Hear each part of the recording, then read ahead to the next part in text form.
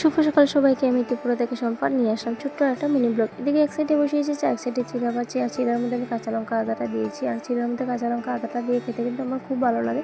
তারপর চাটা হয়ে গেছে, চাটা ছেঁকেও নিয়েছি। আমার বড়মশাই এদিকে তাড়া দিচ্ছিল বারবার, চাটা দেবে নাকি আমি না খেয়ে চলে যাবো। তাই আমি বলেছিলাম একটু দাঁড়াও, চাটা হয়ে গেছে। এদিকে আমাদের ছোট্ট পাখি শোনা এসে আমার হাতে সাহায্য করছে, বলতে যে কাকে বলি তাড়াতাড়ি দাও, আমি তাদেরকে দিচ্ছি। একটু পরে এদিকে পাখি শোনা আমাকে ডাকছে। আমি তখন রান্না করছিলাম, রান্নাঘর থেকে বেরিয়ে এসে দেখি পাখি শোনা এদিকে শাড়ি পরে এসে বলছে কাকিমনি আমাকে কেমন লাগছিল। তো আমাদের ছোট্ট পাখি সোনাকে কিন্তু খুব মিষ্টি লাগছে। আর তোমরা সবাই বলবে কমেন্টে আমাদের ছোট্ট পাখি সোনাকে কেমন লাগছিল। আর এদিকে দেখো আমার বাবাই সোনা ওর বোনের সাথে খেলা করছে। তো কখন যে ও ভিডিও করে যাচ্ছে এটা কিন্তু আমি দেখিনি, আমি তখন রান্না করেছিলাম। তারপর চলে আসলাম আমার বড়মশাই, আর বড়মশাইকে খেতে দিচ্ছি। ও কিন্তু এসে তাড়াতাড়ি করছিল। ও কিন্তু যখনই আসে তখনই কিন্তু আমাকে একটু তাড়াহুড়ো দেয়। আর দেয় মানে কি আমাকে অনেকটা হেল্প করে, যখন বাড়িতে থাকে অনেকটা হেল্প করে। ও কিন্তু বাড়িতে থাকলে আমার কাজের এনার্জিটা আমি অনেকটাই পাই। যখন আমি কিছু করতে পারি না ও কিন্তু আমাকে অনেকটাই সাহায্য করে। তারপর দেখছিলাম মামা সোনা কী করছে, দেখি মামা সোনা এখনও ঘুমিয়ে আছে। আর এই ভিডিওটা কিন্তু মামা সোনা যখন 2 মাস বয়স ছিল তখনকার।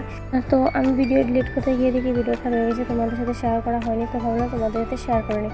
তারপর আমি দুপুরে খাওয়া দাওয়ার পরে কিন্তু ঘরটাও ঝাড়ু দিয়ে নিলাম। তারপর আমি এদিকে একটু খুব কান্নাই করছিলাম, ভাবতে পারো। যখন দুটো বাচ্চাকে সামলাতে গিয়ে আমি এত পরিমাণে কষ্ট হচ্ছে বলে বোঝাতে পারবো না। যখন ওর বাবা ঘরে থাকে তখন ও আমাকে সাহায্য করে।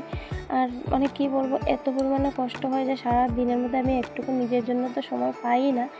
ঘরটাও ভালো করে যে গুছিয়ে রাখবো সেই সময়টাও আমি পাই না, এত পরিমাণে ব্যস্ত হয়ে গেছে। আর এইদিকে দেখো মামাসোরা চোখ খুলছে, একবার চোখ বন্ধ করছে, এমনটা করছে। তো একটু ভাবলাম তোমাদের সাথে শেয়ার করি মামাসোরা কেন এমনটা করছে। তারপরে দেখো মামাসোরা যে শিশু করেছিল সেই খাতাগুলো ধুয়ে দিয়েছিলাম। তো ওর খাতা কাপড় ধুতে ধুতে আমার সারাটা দিনই চলে যায়। দিনে কিন্তু 5-6 বার ওর খাতা আমার ধুতে হয়। সেই খাতা আমি কিন্তু ওকে প্যাম্পার কিন্তু রাতে পড়াই, আমি কিন্তু সকালবেলা পড়াই না। কাজ বাজ সেরে তারপরে এখানে মামাসোরা জায়গা করে নিয়েছি, পুরো বিছানা পলিথিন পা দিয়ে নিয়েছি। তো আজকে ভিডিওটা এখানে শেষ করছি।